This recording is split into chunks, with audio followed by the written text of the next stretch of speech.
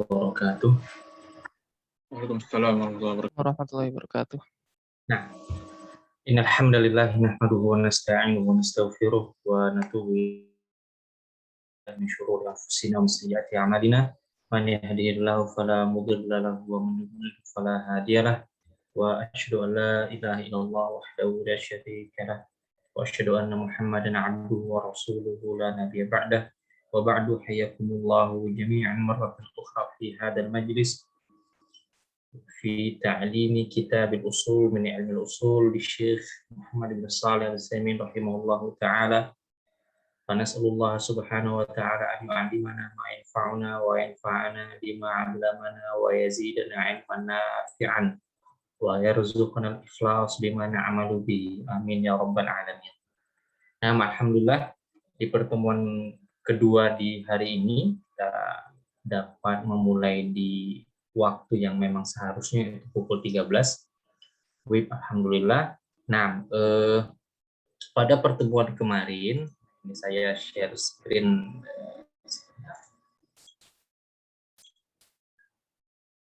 Kita sudah membahas sepertiga dari kitab. Ya, mungkin memang terasanya itu sangat terburu-buru atau penjelasannya sangat cepat hingga sulit untuk diikuti secara detail. Tapi memang ini tujuan kita agar materi itu dapat habis dalam 3 pertemuan. Ya, karena memang kitab ini sebenarnya kitab yang kalau memang diajarkan secara intensif itu membutuhkan 2 semester. 2 semester. Cuman yang namanya belajar online ini kan kita di antara dua pilihan. Antara kursus yang detail panjang beberapa pertemuan banyak tapi akhirnya bosen berhenti tengah jalan ya, atau pendek tapi padat seperti ini. Memang tidak akan bisa langsung kita pahami saat itu juga enggak. Jadi ibaratnya di 3 pertemuan ini teman-teman semua mendapat gambaran awal ya, seperti perkenalan atau pengantar ya, istilahnya hanya sekedar membuat penasaran, wah ini sebenarnya apa sih yang diomongin, dipelajarin selama 3 hari. Akhirnya menunjukkan motivasi, mungkin bisa walaupun saya belum belajar bahasa Arab, jadi nggak bisa membaca langsung kitab ini sendirian. Boleh untuk sementara tinggal beli kitab atau buku-buku usul fikih yang dikarang oleh ustadz Indonesia dengan bahasa Indonesia. Tapi untuk apa? Untuk memahami secara makna. Tapi untuk dapat menguasainya sambil jalan insya Allah juga mencoba untuk belajar bahasa Arab ya. Nah, ini balik, kita kemarin sudah membahas sepertiga dari kitab. Nah, kalau lihat ini yang di tengah ini ada dalil ya, ada dalil sebentar. Nah, di tengah ini ada dalil. Kita kemarin ke atas ya. Kita kemarin ke atas di sini, di bagian sini hukum wad'i, hukum taklifi. Bi'tibar tamarati, buah dari belajar atau buah dari dalil. Itu apa? Mengetahui hukum, kan? Mengetahui hukum. Nah, sekarang kemudian juga ini kan wajib nadab tahrim. Nah, sekarang kita ke sebelah kanannya, ke sebelah kanan di bagian sini. Nah, ini bi'tibar tariq ifadatihi. Nah, ini dari mana hukum itu diambil? Nah, ini ada apa? Ada am, ada khas, ada mutlak.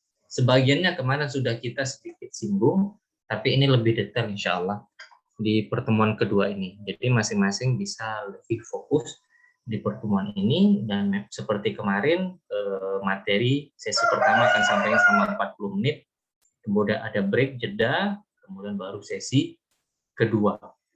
Ya, jadi ini mind map-nya agar kita nggak kebingungan seperti nyasar ini dari mana ke mana. Nah, sekarang lanjut ke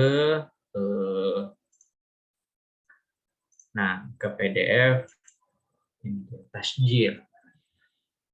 Nah, kemarin di halaman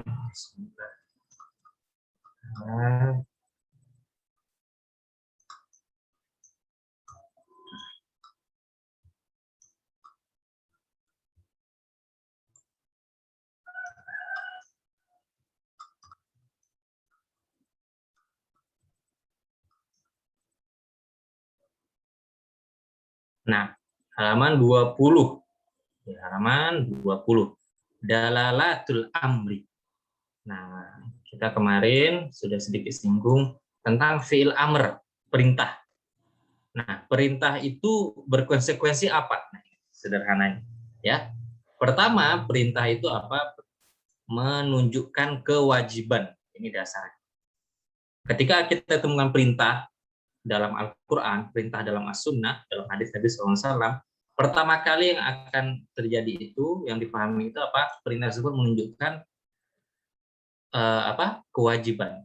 Berdasarkan firman Allah Subhanahu wa taala, "Falyahdharil ladzina yukhalifuna an amri an tusibahum fitnatun aw yusibuhum adzabun alim." Maka hendaklah orang-orang yang menyelisih perintah Nabi itu berhati-hati. Karena apa? Dapat tertimpa fitnah, itu muskilah atau bahaya, au yusibuhum adzabun alim, atau nanti di akhirat apa mendapatkan azab yang pedih. Padahal hada ala an al-amru yufidu. Ayat ini menunjukkan bahwasanya al-amr, perintah Nabi, menunjukkan kewajiban. Nah, kemudian ayat kedua, wa ma kana lil mu'minin wala mu'minat. Nah, ini ayat ini juga sebagai refleksi selama ini kita apakah mengindahkan aturan agama atau tidak. Wa ma kana lil mu'minin wala mu'minat. Dan tidaklah ada mukmin dan mukminat idza qalallahu wa rasuluhu amran, apabila Allah dan Rasulnya telah menetapkan suatu perintah, an yakuna lahumul khiyar min amrihim, jangan lagi ada apa istilahnya pilihan bagi mereka. Istilahnya ketika Allah dan Rasulnya sudah perintahkan A, jangan lagi cari-cari celah. Kalau begini gimana, kalau begini begini, nggak ada. Ketika memang itu hukumnya apa, wajib, maka wajib.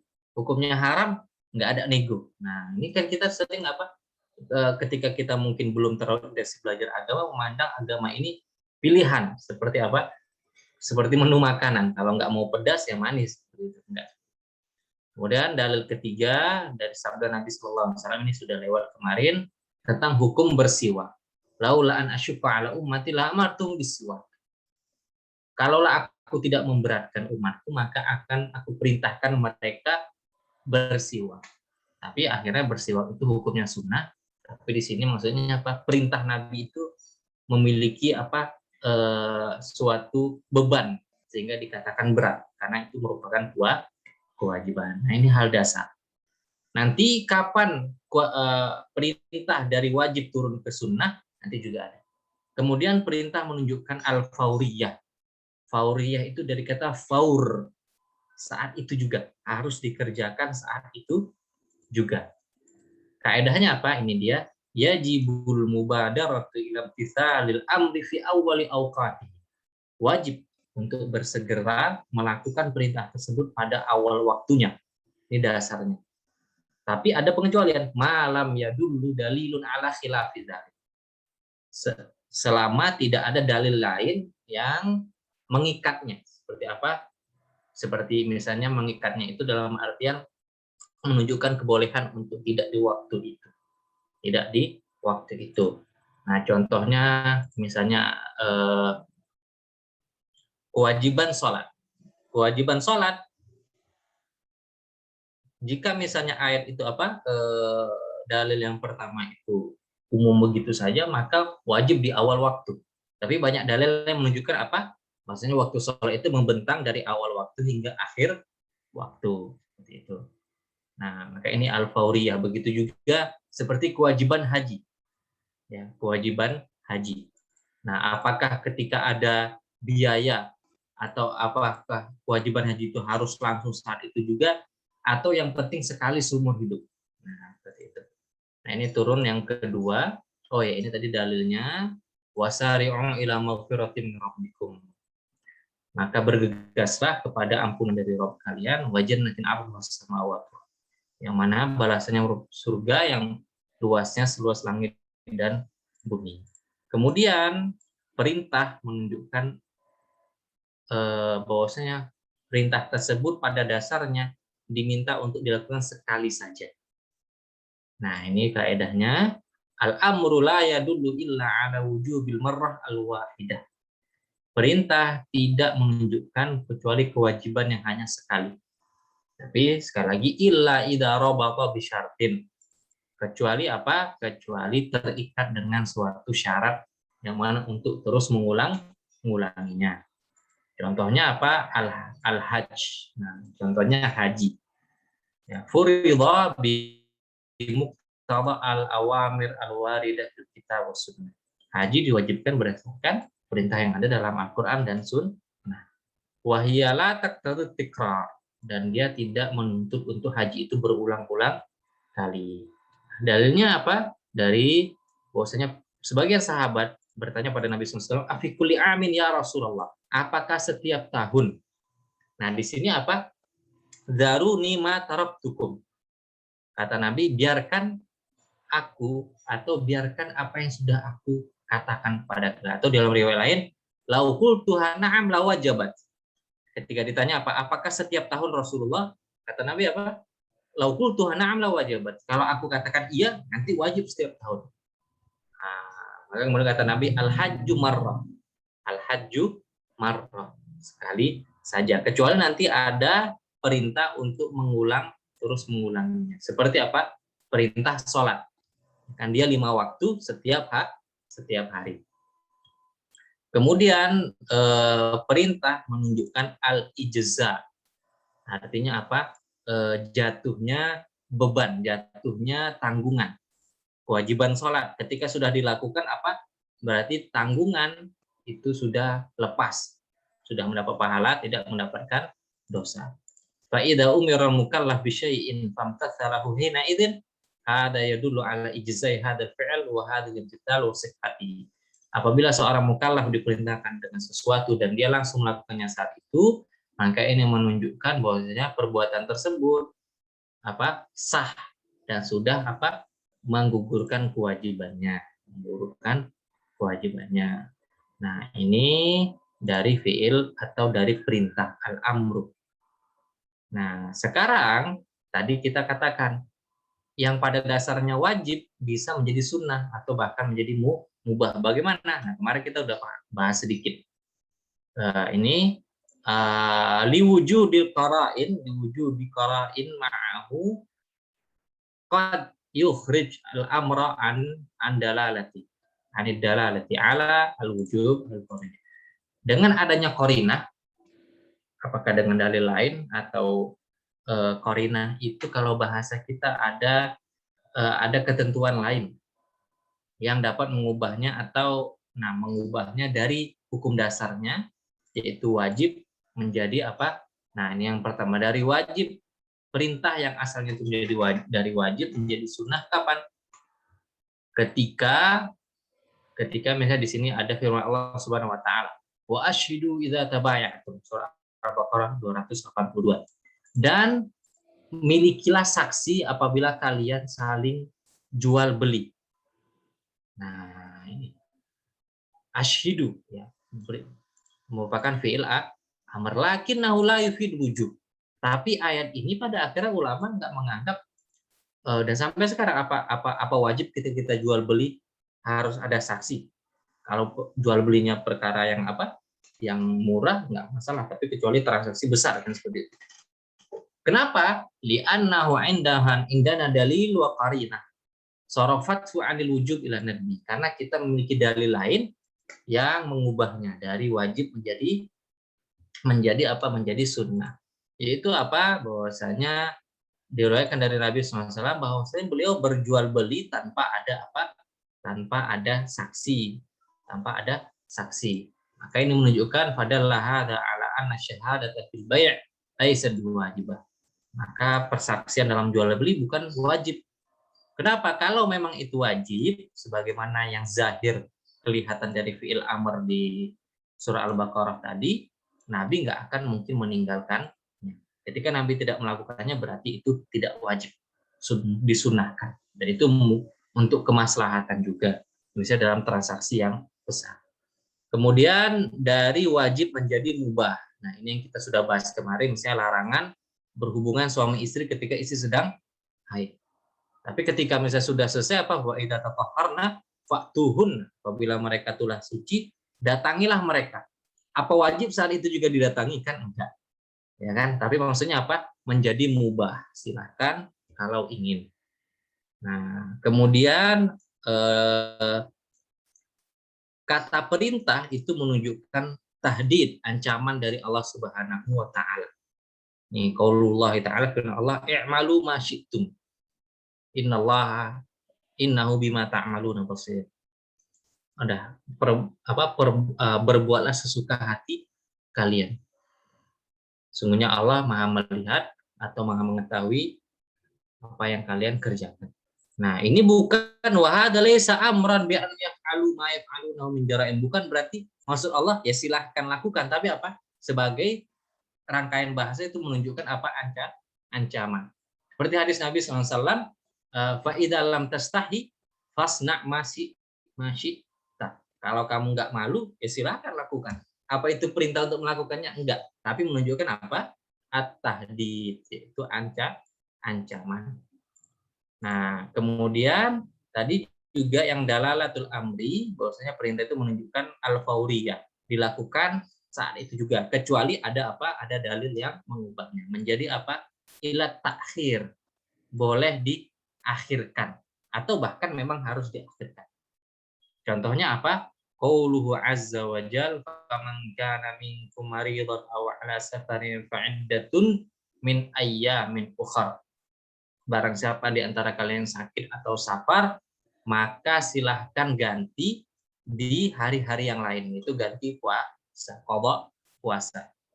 Yani fayajibu an yasuma iddata ayyamin akhar tumathilu ma aftarahu. Fahuna al-amru falyasum min iddati ayyamin akhar. Wa hadzal amr al-asl an yaqtadi al-fawriyah, dan perintah ini pada dasarnya kita tahu harus dilakukan saat itu juga. Tapi apa? Maksudnya jika misalnya memang perintah mengganti puasa saat itu juga, berarti apa? Idul Fitri 1 Syawal, 2 Syawal wajib langsung ganti. Kan ini kaidah dasarnya berarti. Perintah menunjukkan apa?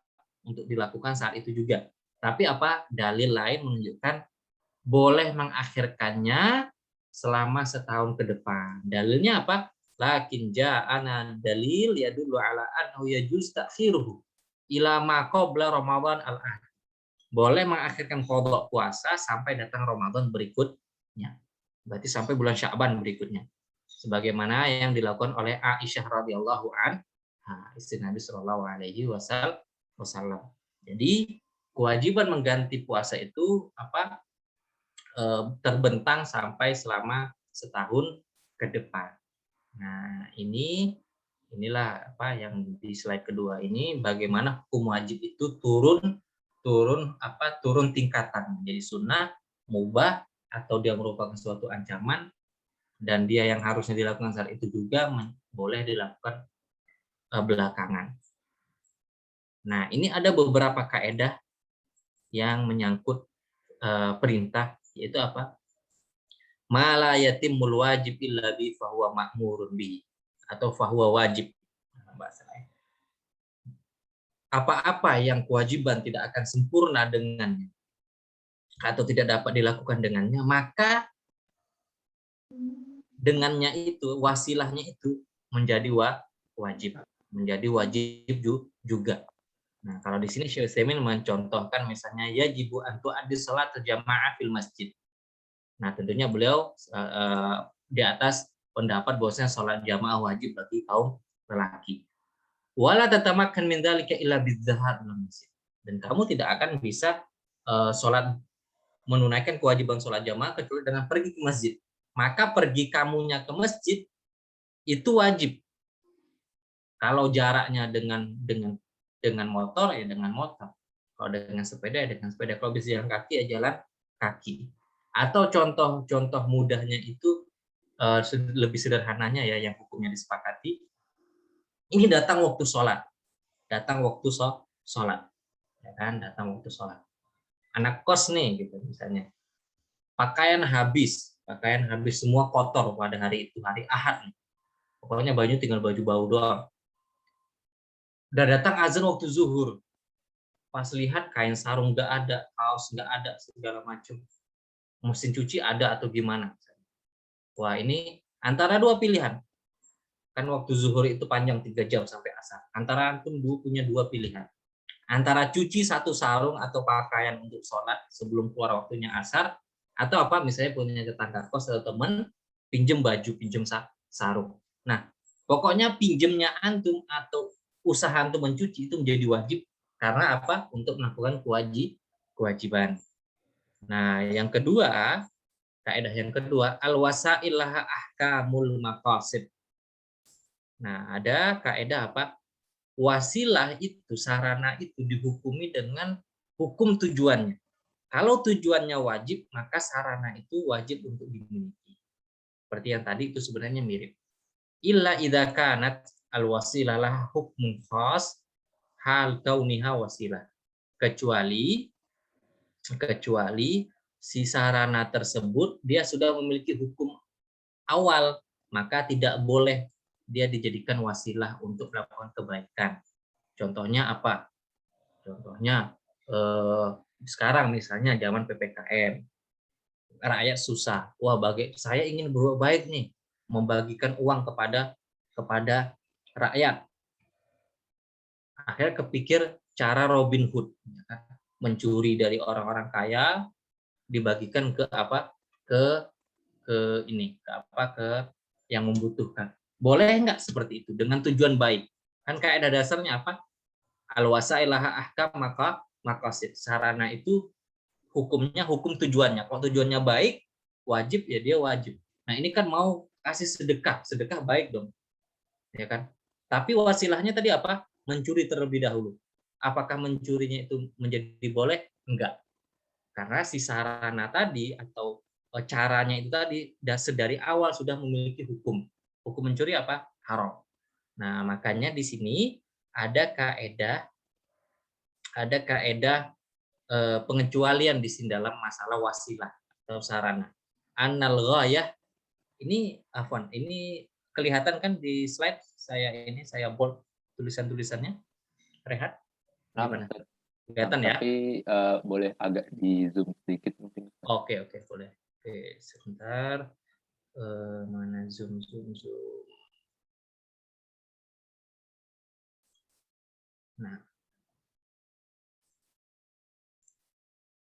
Nah, ini ya.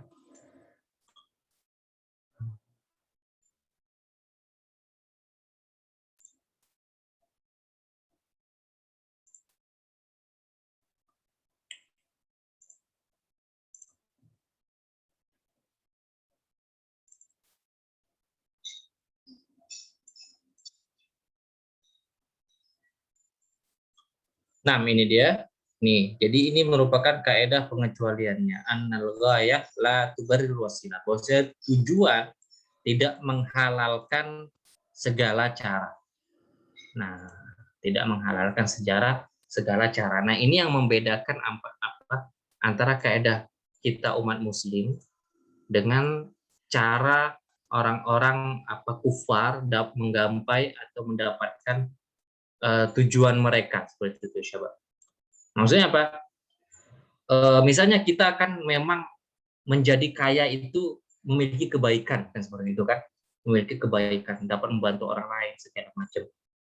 Tapi tetap cara menjadi kayanya itu harus dengan cara yang baik.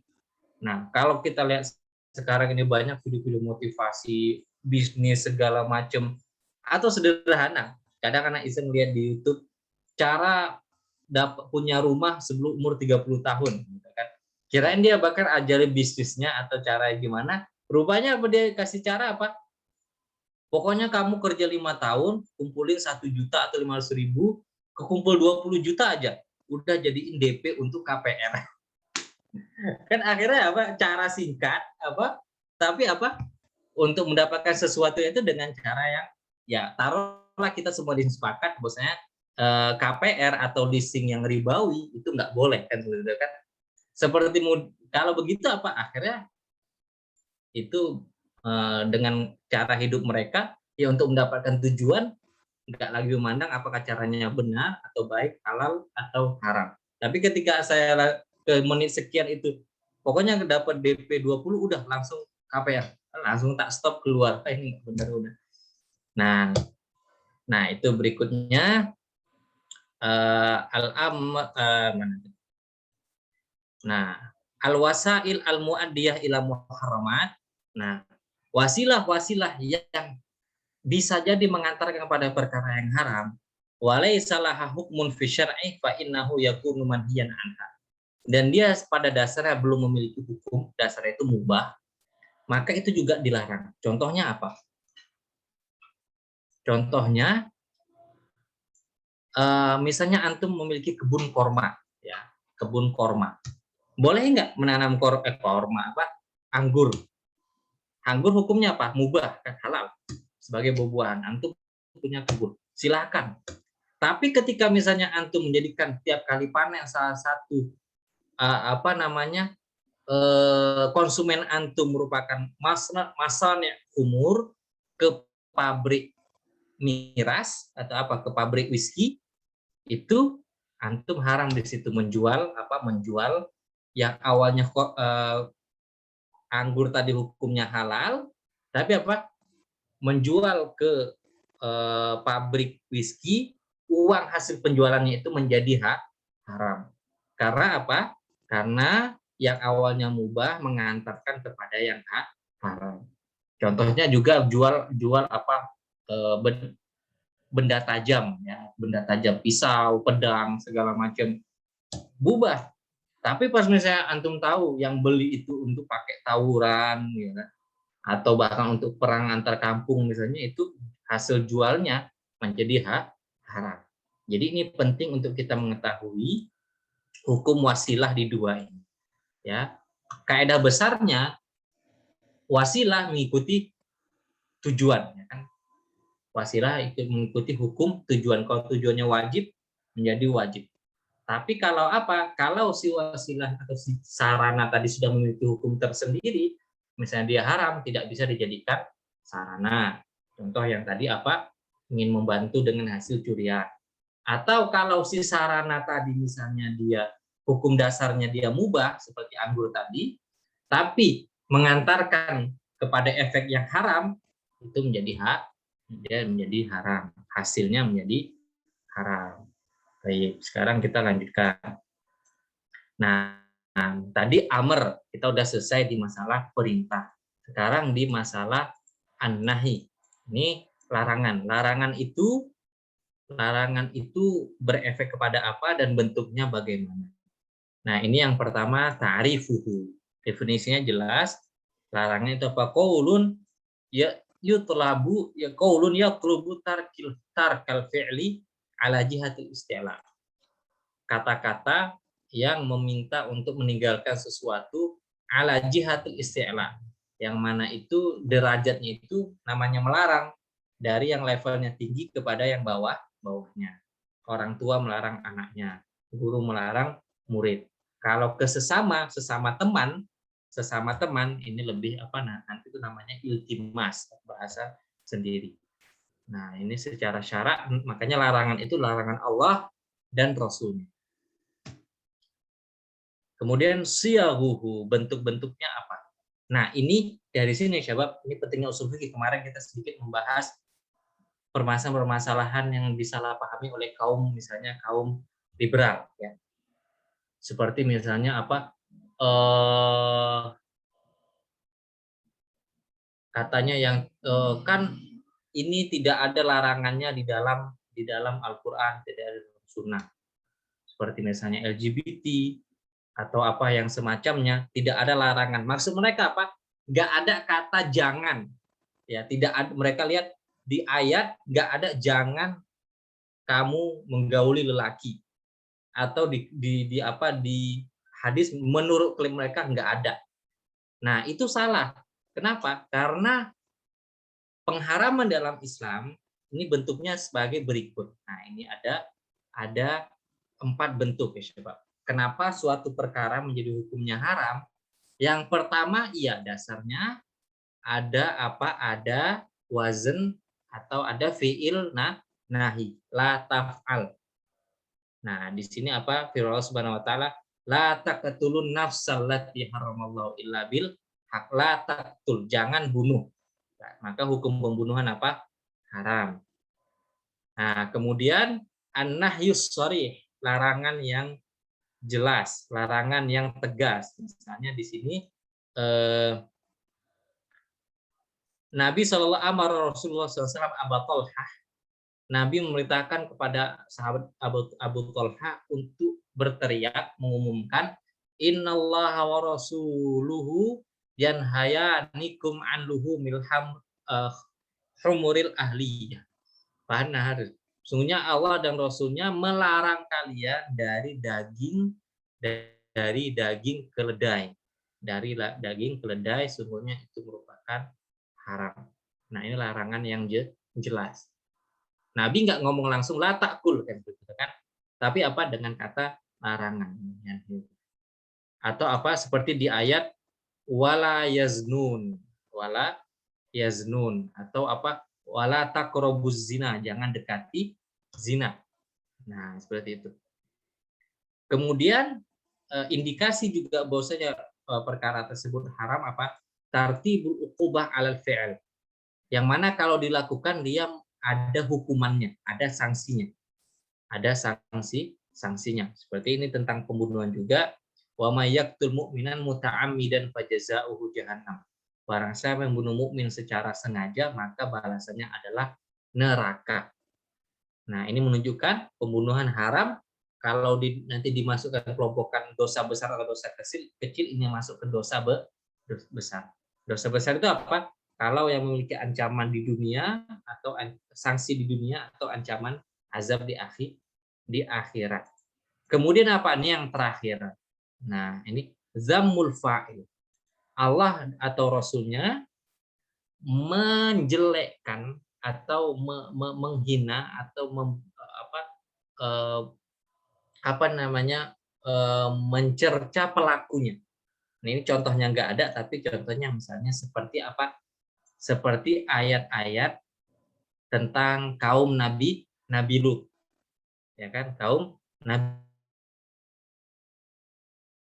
Lut itu maksudnya apa? Ada ayat yang apa?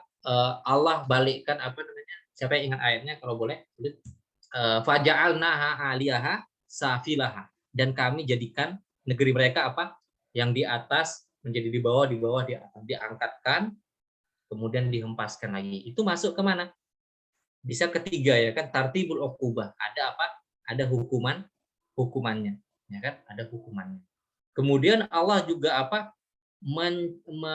Menghinakan atau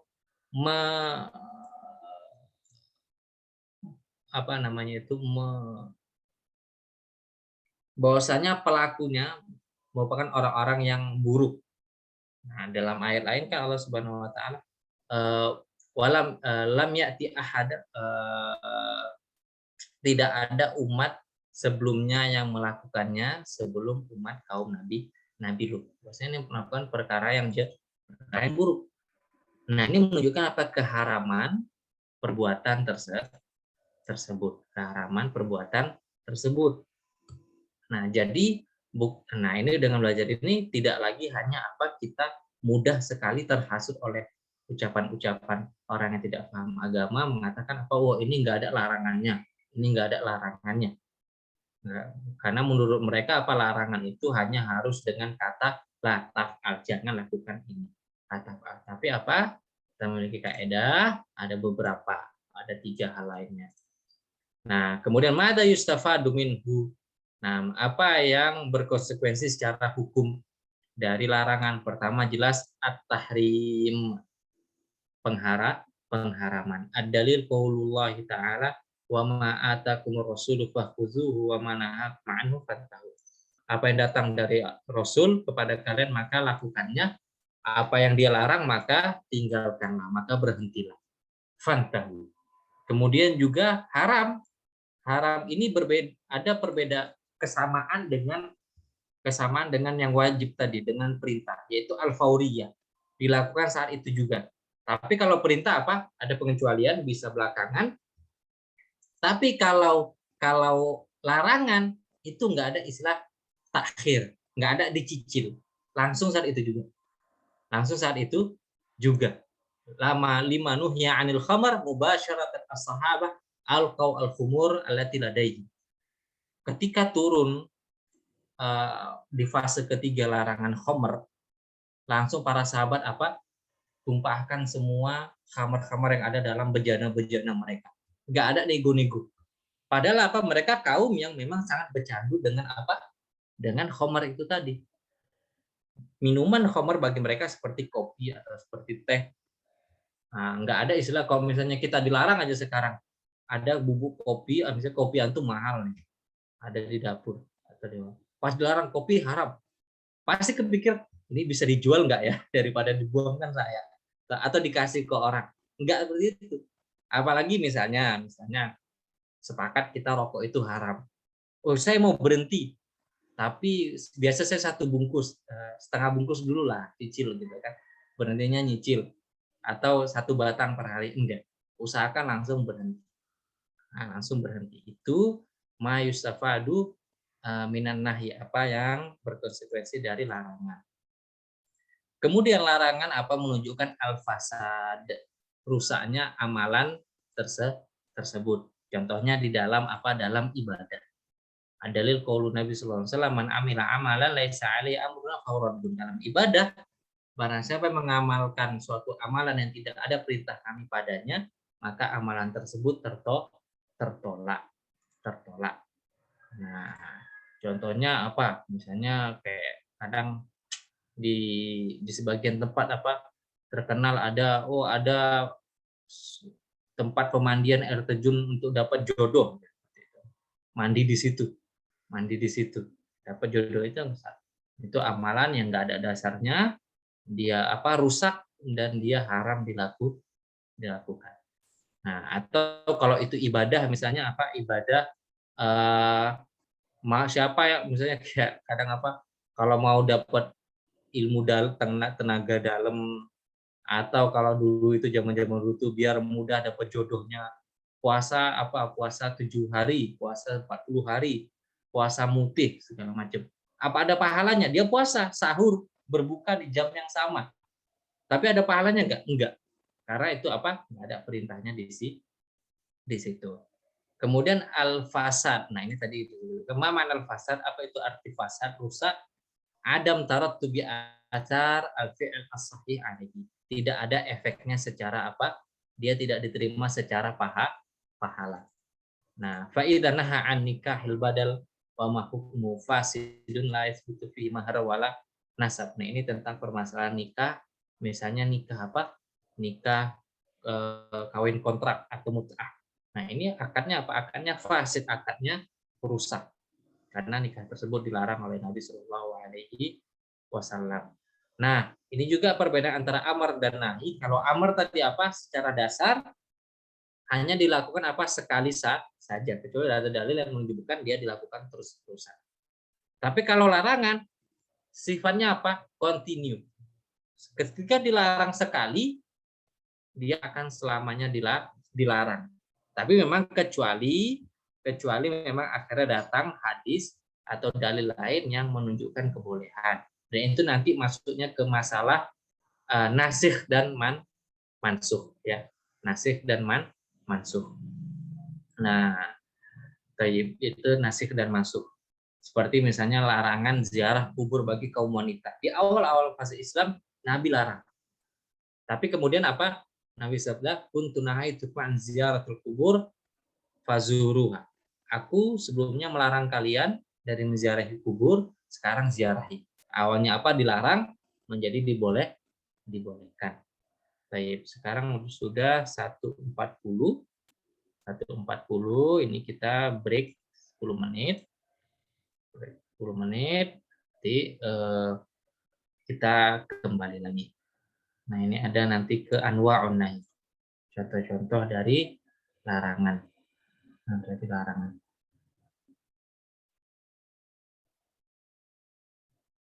Nah, tafadhal naktafi bihada wa nastarih 10 daqaiq. Nah, tafadhalu.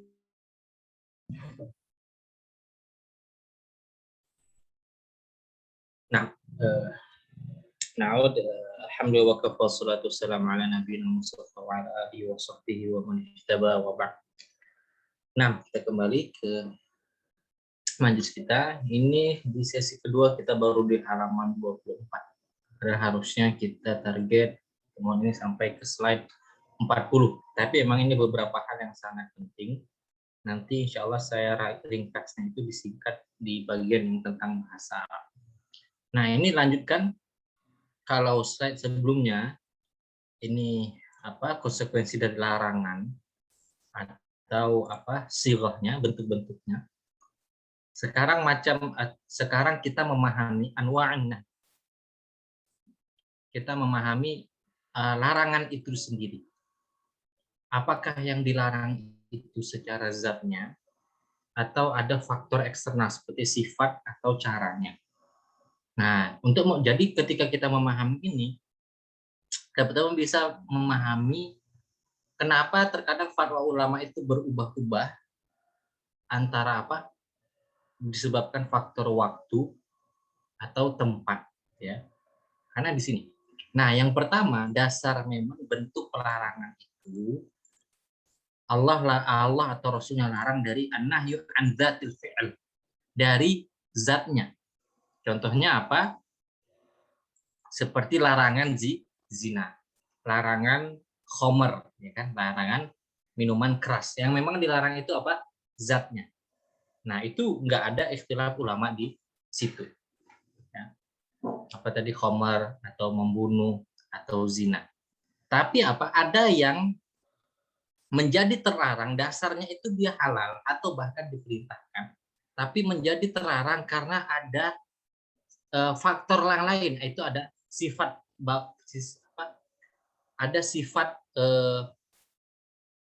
yang ini kepadanya mendatanginya atau dia dilakukan dengan cara tertentu. Contohnya apa di sini? Manuhiya anhu wujudi wasfin fihi. Yang mana dia dilarang karena ada sifat tertentu yang melekat padanya. Contohnya larangan puasa pada hari raya.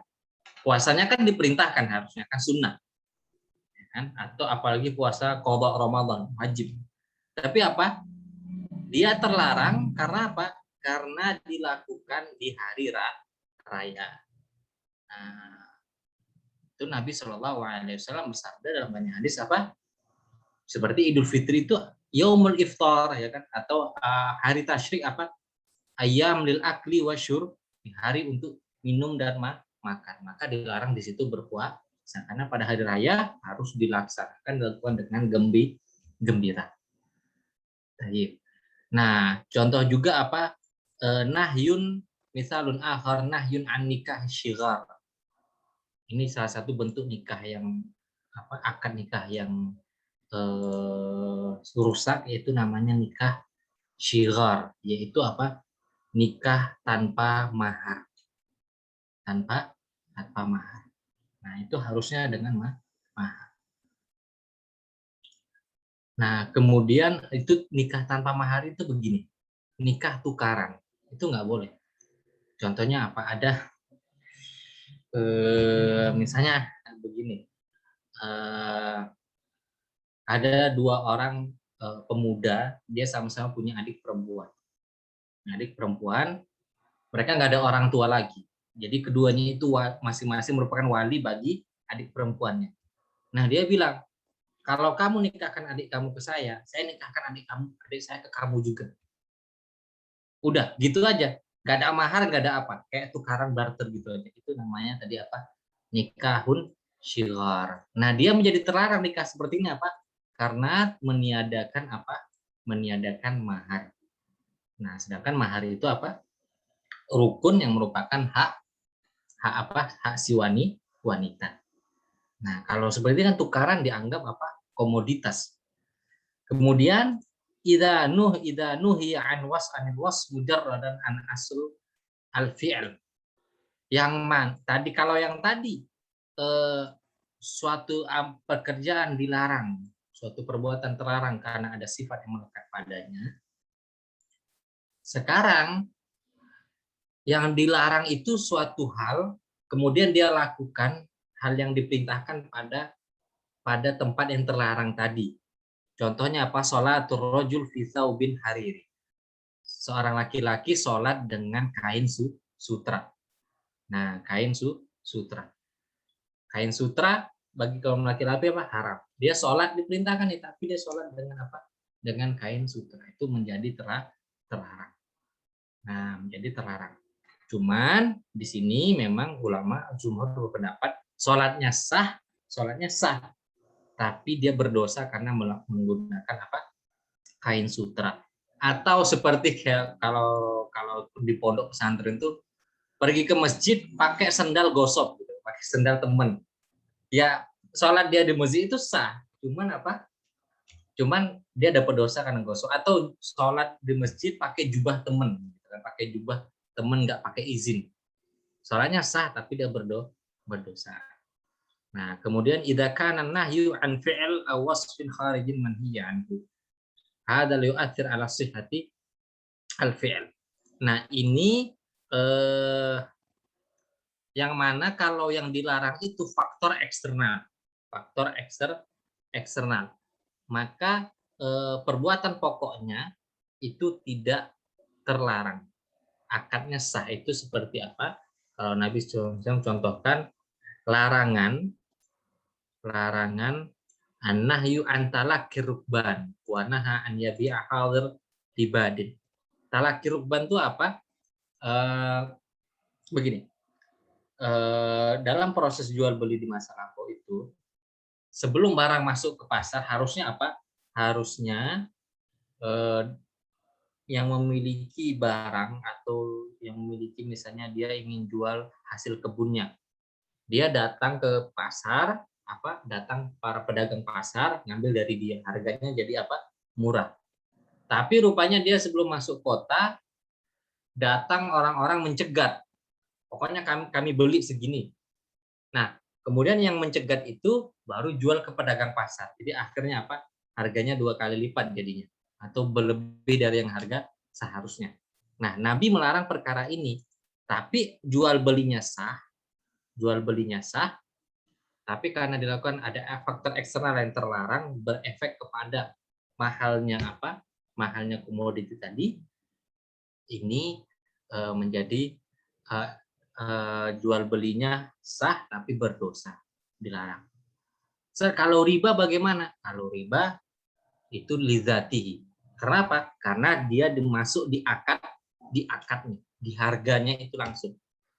Bukan apa faktor eksternal sifatnya. Bukan faktor eksternal sifatnya. Kalau riba itu langsung di akad. Di akad. Beli pinjam uang 10 juta, nanti bunganya sekian, baliknya jadi 15 juta. Nah, itu. Ini contoh-contoh dari larangan. Nah, ini kaedahnya apa? Nah, ini kaedah besarnya al-aslu fin nawahi antadulla ala tahrim. Dasarnya larangan itu menunjukkan apa? Keharaman. Idza lam yujad minha ma'aha qarinah. Selagi tidak ada qarinah atau dalil pengecualian. Kalau idza wujida ma'aha qarinah, kalau ada dalil pengecualian, fayuhmal ala madalla alaihi qarinah. Maka disesuaikan dengan dalil pengecualian tadi. Jadi seperti istilahnya seperti yang wajib, yang perintah dasarnya wajib, kemudian apakah dia menjadi sunnah atau menjadi mubah. Begitu juga di larangan ini.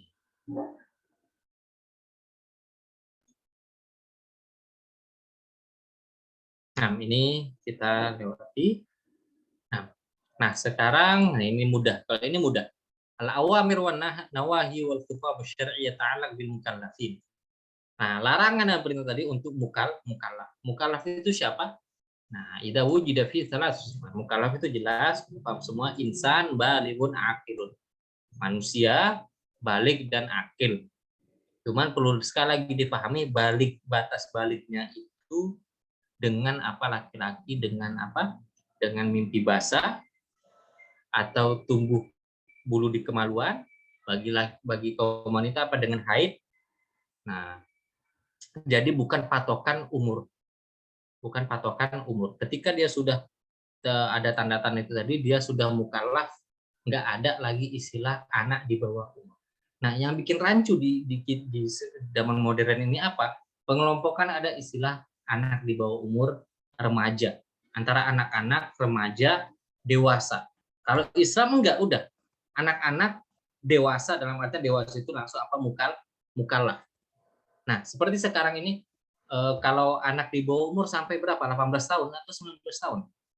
Kalau hukum di Indonesia. 18 ya? Umur SMA. 18 seperti itu. Kalau misalnya dia melakukan kriminal, mencuri, atau bahkan yang parah misalnya berzina, memperkosa. Akhirnya apa? Mendapat hukuman apa? Mendapat hukuman anak di bawah umur seperti ini, keringanan. Kalau Islam enggak, udah balik berarti dia udah mukallaf, hukumannya jelas. Hukumannya jelas seperti itu. Nah, ini ada dua pembahasan.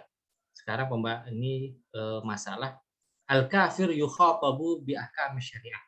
Orang kufar itu sebenarnya mereka juga tertuntut untuk melakukan syariat Islam. Walidzalika yu'aqabu fil akhirah likaunihi tarakas shalah. Seperti dalam ayat masalah kakum fi saqar qalu lam nakum minal musallin wa lam nakun nut'imul miskin wa kunna nakhudhu ma'al kha'id. Tanyakan kepada orang-orang ahli neraka, mengapa kalian di neraka sakar? Mereka menjawab, kami tidak sholat. Padahal sholat itu apa? Syariatnya Islam. Tapi mereka apa? Terkena. Tapi ada pengecualian. Al-kafiru yukhatab bil awamir syar'iyyah, lakin law aslama fid dunya fa innahu la yu'akhad bi masalah. Tapi kalau sebelum mati dia sempat jadi Islam, dosa-dosa dari masa kafir apa? Al-Islamu yajubu ma qabla. Al-Islam menghapus dosa sebelumnya. Tapi kalau dia meninggal dalam keadaan kafir, nah dia mendapatkan siksa neraka karena tidak masuk Islam, yang berefek pada tidak menjalankan syariat Islam. Nah, kemudian man kana mumayyazan ghairu balighin. Nah,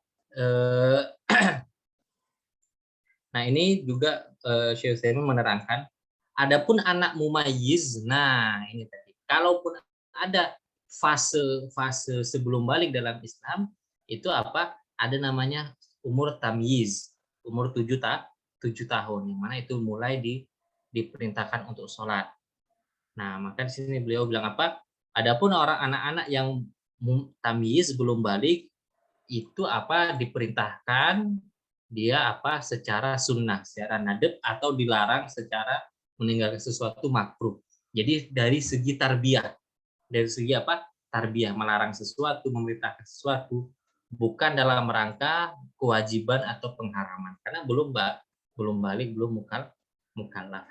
Dari Nabi Sallallahu Alaihi Wasallam, rufil qalamu an salatin, pena diangkat dari 3 orang pencatatannya, an-naim hatta yastayqidh, orang tidur sampai bangun, anak kecil as-saghir hatta yakbur, anak kecil sampai balik atau besar, hatta yahtalim, sampai dia mimpi, wa anil majnun hatta yaqil, dan orang hilang kewarasan sampai dia kembali waras. Nah, tapi misalnya apakah anak-anak ini kalau berbuat salah tidak ada konsekuensi hukumnya? Misalnya anak-anak misalnya main-main, ada hewan ternak tetangga dilempar atau gimana, hewannya mati. Wah, ini anak-anak nih nggak mengganti. Tetap mengganti, tapi dilimpahkan ke walinya, ke orang tuanya. Anaknya enggak, tapi orang tuanya. Gitu. Kemudian ada mawani'ut taklif.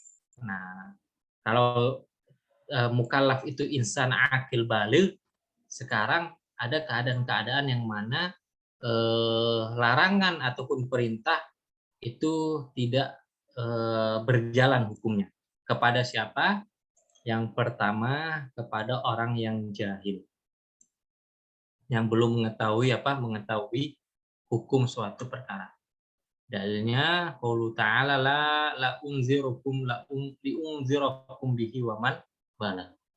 Aku untuk memberi peringatan kepada yang sampai kepadanya. Jadi misalnya ada yang melakukan sesuatu karena memang belum tahu sama sekali bahwa perbuatan yang haram, dia nggak mendapatkan dosa di situ. Tapi ketika dia sudah mengetahui, baru perhitungan dosanya. Nah, al-jahlu qad yakun fi al-mawani'. Nah, tidak mengetahui dalam larangan. maka tidak ada la yatarattab 'alaihil mu'akhadhah, enggak ada dosanya bagi dia. Dosanya bagi dia. Nah, begitu juga al-ahkam wasyurut. Dia jahilnya itu nggak mengetahui bukan tentang misalnya bukan nggak tahu sholat, tapi apa nggak tahu cara wudhunya atau cara wudhu yang benar atau cara sholat yang benar. Nah itu apa la yatarattab al insan hukman lakin la yaskut bil al qada wa khususan fi al waqt. Tapi dia apa? Tapi la ilaha illallah, tapi dia yang jahil seperti ini diajari, kemudian apa dia mengqadha. Kemudian dia mengqadha. Misalnya yang sholat tadi apa? Ketika misalnya dia sholat, berarti Nabi Shallallahu Alaihi Wasallam ketika melihat ada yang masuk masjid, sholatnya nggak benar selama 3 kali, nanti suruh ulang. Kemudian Nabi ajarkan. Kemudian dia baru sholat lagi. Nah, kemudian mawan taklif berikutnya anisyan, lupa. Wa huwa zuhul qalb an syai'in ma'lum. Nah, kalau bahasa sederhananya lupa. Dan lupa ini tidak ada dosa.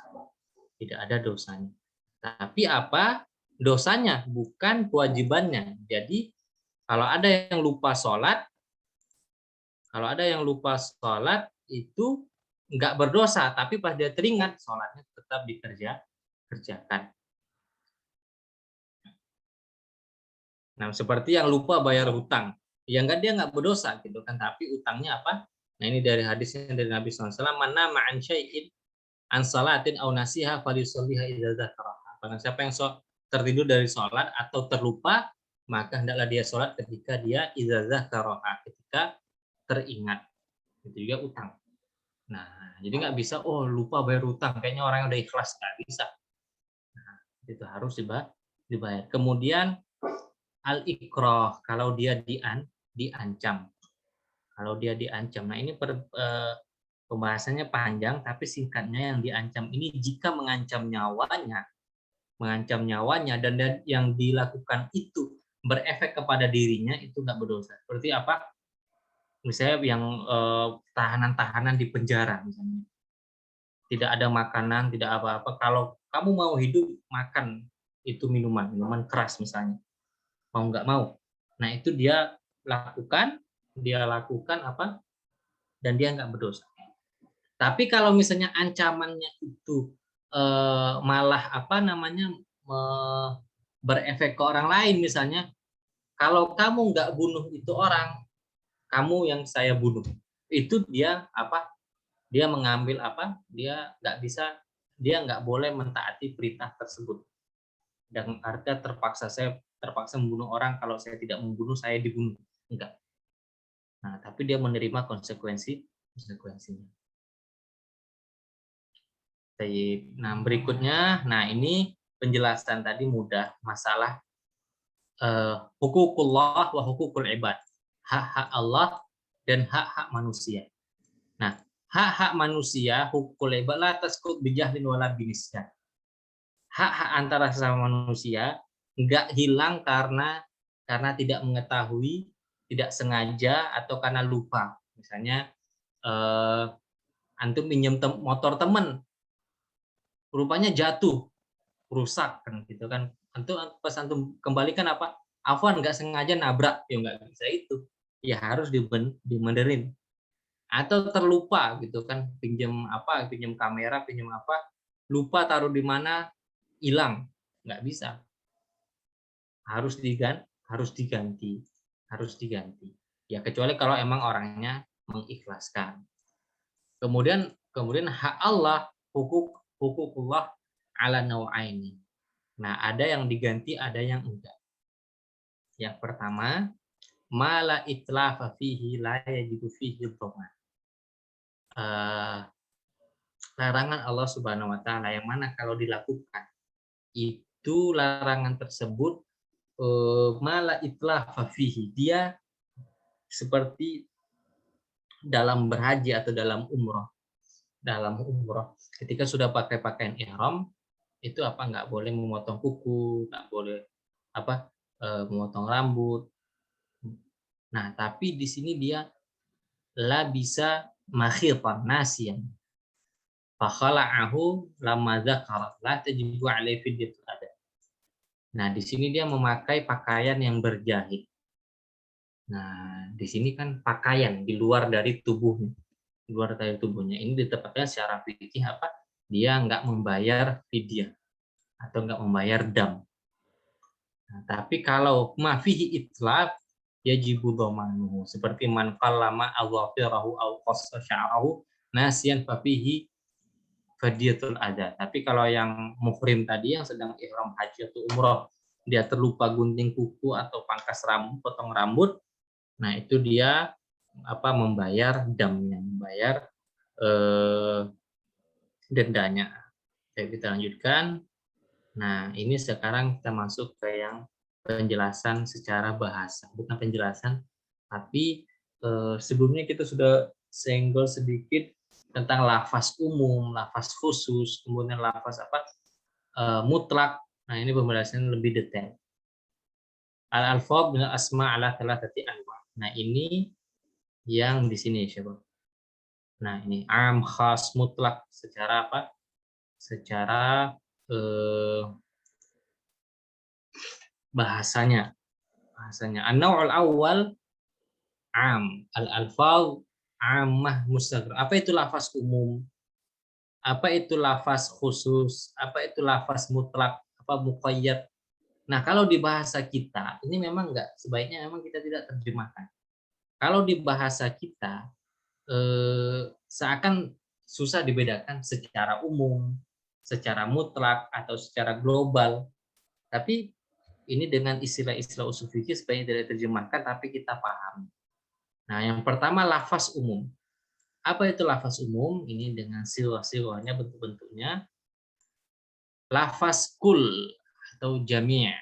Setiap ada kalimat atau jumlah ya yang ada kul di sini misalnya nah, qul ya ayuhan nasu inni rasulullah ilaikum jami'an.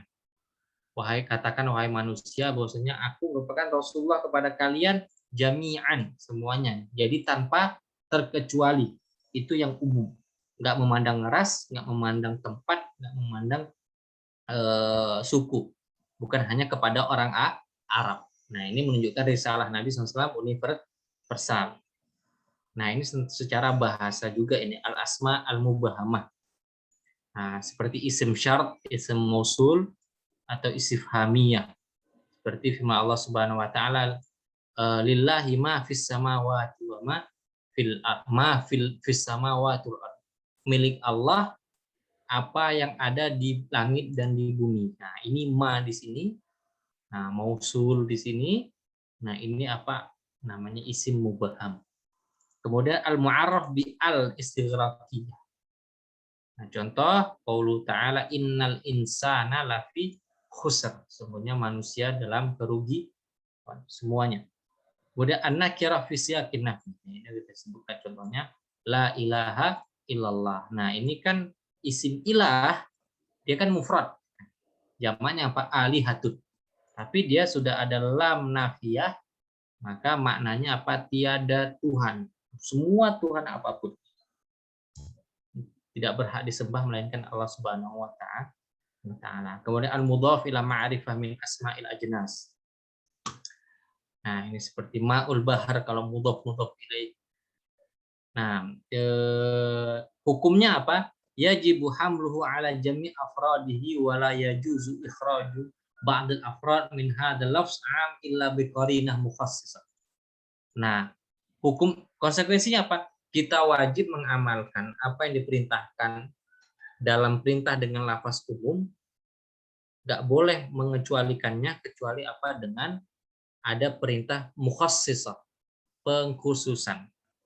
Pengkhususan. Nanti kita dapati contohnya bagaimana yang umum itu dikhususkan, kemudian yang mutlak ditakyidkan. Nah, contoh al-khas. Nah, sekarang yang khas. Nah, yang pertama ini secara sederhana, khas ini artinya mengkhususkan sebagian dari yang umum, sebagian dari yang umum. Bagian dari yang umum ini dia. Contohnya nih dengan 3 ini. Pertama al-istisna dengan pengecualian atau dengan penambahan sifat atau dengan syarat. Contohnya yang dengan istisna ini Allah Subhanahu wa taala berfirman, nah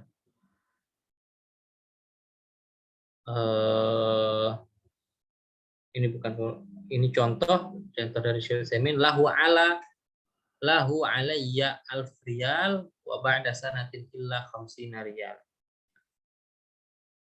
Bukan. Ini kasih contoh yang mudah tuh begini. Seperti ini contoh mudah ya. Misalnya dosen bilang apa? Ini tugas wajib bagi seluruh mahasiswa, kecuali apa? Kecuali yang tidak punya laptop. Maka orang yang tidak punya itu yang apa dikhususkan karena ada pengecuali. Jadi perintahnya awalnya umum, kemudian dikhususkan. Nah, begitu. Kemudian atau dengan sifat tertentu. Awalnya perintahnya umum, tapi menjadi khusus dengan sifat tertentu seperti walillahi 'alan nasi hajjul bait. Nah, wajib ya diwajibkan Allah atas manusia untuk berhaji ke Baitullah. Pertama apa 'alan nas ya kan? Ini an-nas, seluruh manusia. Ya, tapi Allah sebutkan setelahnya apa? Sifat. Man istata'a ilaihi sabila. Bagi yang mampu. Jadi yang tidak mampu tidak wajib. Nah, seperti itu.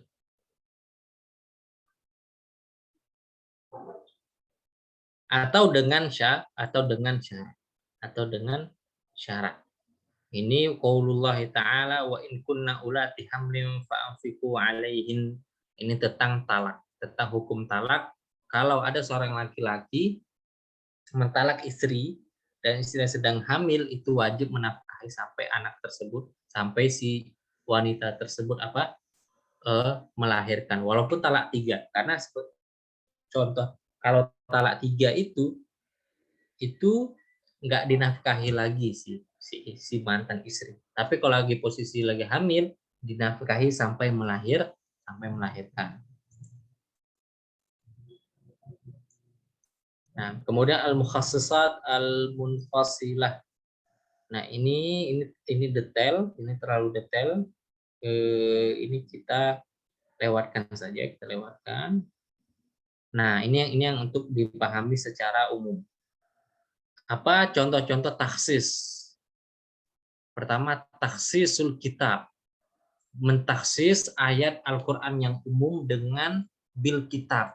Ayat dengan ayat. Ayat dengan ayat. Contohnya, mana? Sebentar.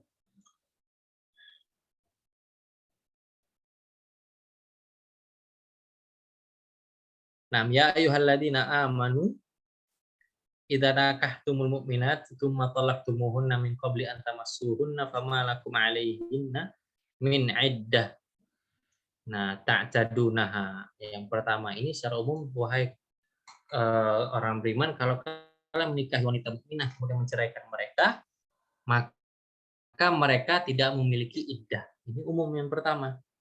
Tapi kemudian apa? Fahadil ayat nazal fi man lam yatimu qurban.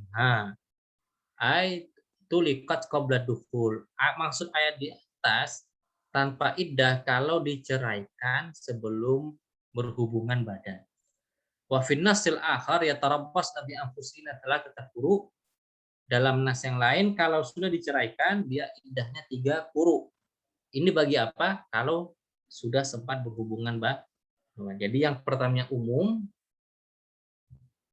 kemudian apa dikhususkan, kemudian taksis kitab bis sunnah, ayat Al-Quran yang umum dikhususkan dengan hadis Nabi SAW. Nah ini mudah, contoh mudah banget. Allah Ta'ala firman, yusikumullah fi auladikum. Allah Subhanahu Wa Ta'ala berwasiat untuk anak-anak kalian yaitu mendapatkan waris.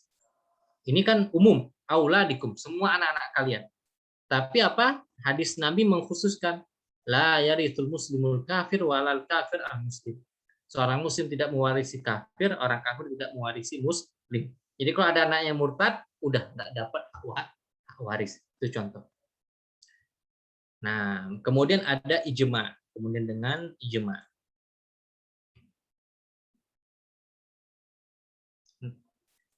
Kemudian ini contohnya, ini lumayan jauh untuk dipahami, kita lewati. Kemudian mentaksis dengan al-qiyas, dengan analogi. Nanti ini susah, nanti qiyas kita pelajari dulu di pertemuan ketiga. Taksis sunnah, kemudian mentaksis hadis Nabi SAW dengan Al-Quran, atau dengan sesama sunnah sama hadis, atau dengan ijma, atau dengan al-qiyas.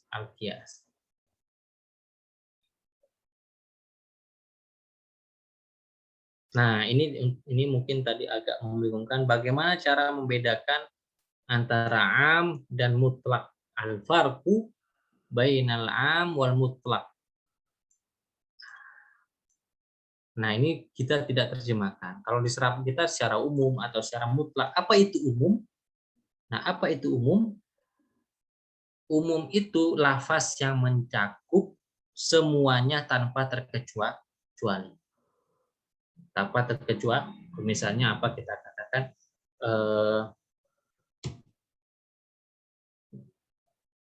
Ja'a Abdullah. Mahasiswa atau murid-murid sudah datang, berarti semuanya. Ja'a Abdullah. Tapi kalau mutlak itu begini. Misalnya saya katakan contohnya kita ubah biar bisa di dua contoh ini, al-am dan mutlak. Misalnya pihak sekolah mengatakan kasih beasiswa ke seluruh mahasiswa. Berarti apa? Semuanya tanpa terkecuali. Tapi kalau mutlak, ini ada beasiswa, misalnya terbatas, kasih ke mahasiswa mana aja. Secara mutlak, tidak ditentukan. Yang penting mahasiswa dia dapat, misalnya hanya untuk 10 orang. Tapi kalau khusus, dia terbatas dan ditentukan. Ini ada beasiswa hanya untuk 10 mahasiswa terbaik. Nah, ini beda 3 ini. Apa tadi? Umum, ini beasiswa untuk seluruh mahasiswa, artinya tanpa terkecuali.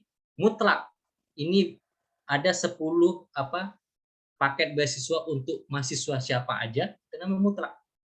Jadi boleh siapa aja milih. Atau khusus. Ini 10 paket beasiswa untuk 10 mahasiswa terbaik. Nah, ini memahami sederhana apa itu am, mutlak, dan khas.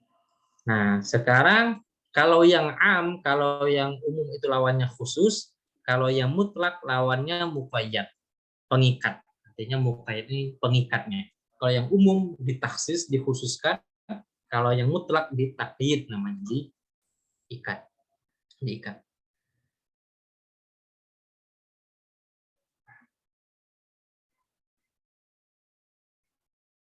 Nah, ini di sini idza warada nassan ahaduhuma mutlaq wal akhar muqayyad fama ada naf'al.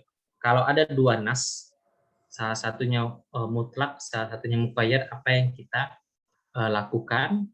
Yang ada 3 bentuk. Idza tahadul hukum wahtalafas sabab. Kalau hukumnya sama tapi di kedua kejadian yang berbeda, sebab kejadian yang berbeda. Seperti dalam permasalahan kafaratul zihar, Nabi Allah Subhanahu wa taala firman, "Fatahriru raqabatin mu'minah." Dan bebaskanlah budak mukminah. Tapi dalam kafaratul qatl, di kafarat membunuh, fatahriru raqabah, membebaskan budak tanpa ada apa? Tanpa ada tambahan mukminah. Nah, fahina idin hal nahmilul mutlaq al muqayyad.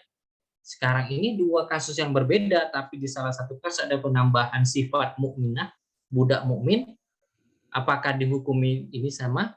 Huna al-hukum wahid wa huwa wujub i'taqrab, lakin sabab mukhtalif. Al-jumhur yaqulun na'am. yuhmal mutlaq 'alal muqayyad. Nah, di sini dibawakan hukum muqayyad ke atas hukum mutlak. Jadi nantinya di kafaratul qatl juga mencari budak mukminah. Jadi disamakan hukumnya, disamakan. Sekarang inda ittihadul hukum wa ittihadis sabab. Nah, pada masa ini jelas hukumnya sama dan dalam kasus yang sama. Contohnya larangan Nabi Shallallahu Alaihi Wasallam, la yamusanna ahadukum zakarahu biyamini. Janganlah salah seorang di antara kalian menyentuh kemaluannya dengan tangan kanannya. Ini mutlak. Di sini jangan menyentuh, berarti nggak boleh disentuh sama sekali. Mutlak. Dalam semua keadaan nggak boleh disentuh. Tapi dalam hadis lain apa? Nabi sebutkan, la yamusanna ahadukum zakarahu biyaminihi wa huwa yabu. Janganlah seseorang di antara kalian menyentuh kemaluannya dengan tangan kanannya ketika dia buang air. Ketika dia buang air. Berarti larangannya sekarang ditakhid dari yang awalnya mutlak seluruh waktu, tapi apa? Di saat ketika buang air. Nah, maka ini namanya taqyidul mutlak. Kemudian idza kan hukum mukhtalif fala yasih amil mutlaq al muqayyad. Nah, kalau hukumnya beda, ya kalau hukumnya beda, tadi kan dua ini hukumnya sama. Kalau hukumnya beda, apalagi beda kasus, ini enggak di masing-masing memiliki ranah sendiri, enggak dimuqayyadkan. Nah, contoh masyhur yang di perdebatan ulama yang itu dimutlakkan atau ditakyidkan itu seperti permasalahan isbal. Nah, satu hadis apa? Nabi Shallallahu Alaihi Wasallam bersabda, "Ma'as fala minal ka'bah ini fafi annar."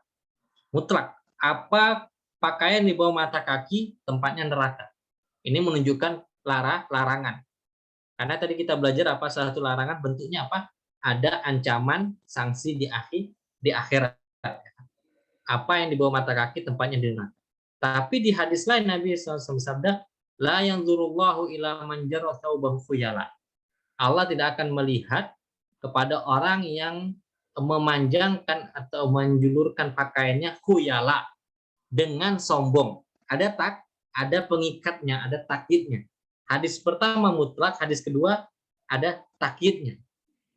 Nah, dengan sombong. Jadi makanya jangan heran ada fatwa ulama apa yang dilarang itu isbal kalau sombong. Tapi kalau nggak sombong nggak apa-apa. Karena apa? Berpendapat bahwasanya yang hadis pertama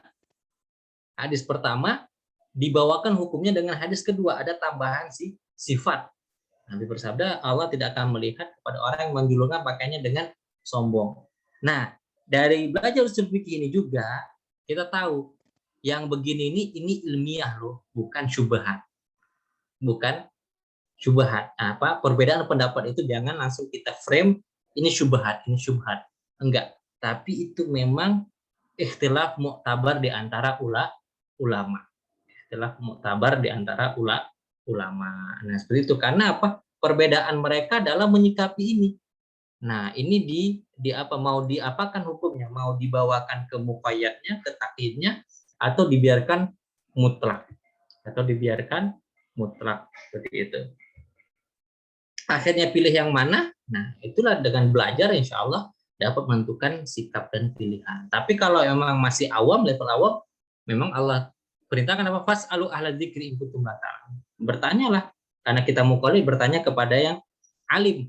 Yang alim itu yang istilahnya ya kita percaya atau yang memang ada di tempat kita atau di madrasah kita, karena Allah Subhanahu wa taala enggak menuntut orang kecuali dengan apa yang dia ketahui, bukan dengan orang yang ketahui.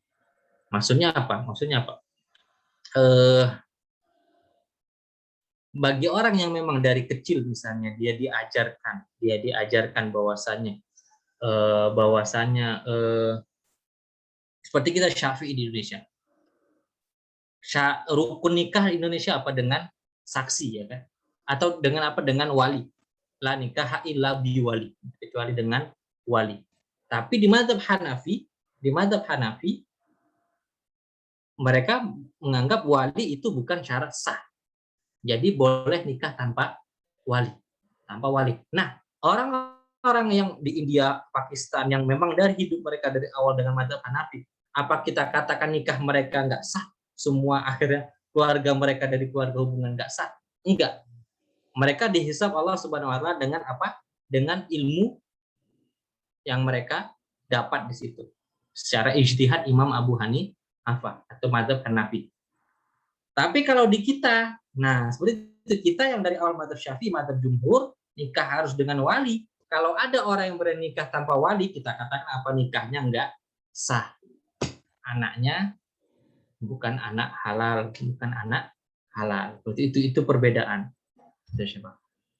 Nah, sekarang ini kalau tadi udah yang mutlak muqayyad, sekarang mujmal mubayyan.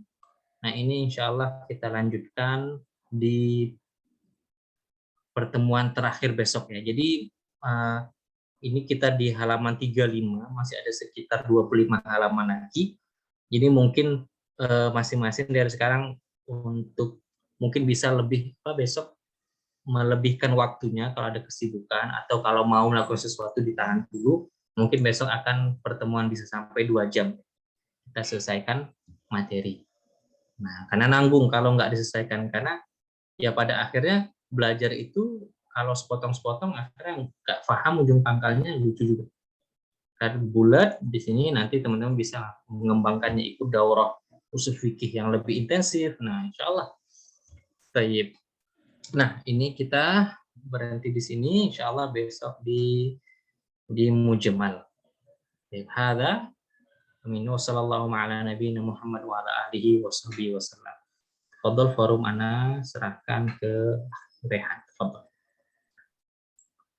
Nah, jazakallah khairan Ustaz. Nah, karena waktu sudah menunjukkan pukul 14 lebih 33 menit, izinkan Ana sebagai moderator untuk menutup daurah pada siang hari ini dengan membaca hamdalah. Alhamdulillahirabbil alamin. Kemudian dilanjutkan dengan doa kafaratul majelis. Subhanakallahumma wa bihamdika asyhadu an la ilaha illa anta astaghfiruka wa atubu ilaik. Nah, jazakallah khairan kepada Ustadz Hadrami atas penyampaian daurahnya pada siang hari ini. Semoga ke depannya kita bisa mengambil lebih banyak faidah dari materi yang beliau sampaikan. Terima kasih juga kepada teman-teman peserta daurah sekalian yang telah meluangkan waktunya untuk hadir pada daurah Al-Usul min Ilmil Usul pada siang hari ini. Semoga kita semua senantiasa dalam lindungan Allah dan semakin istiqomah dalam mengikuti rangkaian daurah ke depannya. Ana izin undur diri. Mohon maaf bila ada kesalahan. Wassalamualaikum warahmatullahi wabarakatuh. Waalaikumsalam.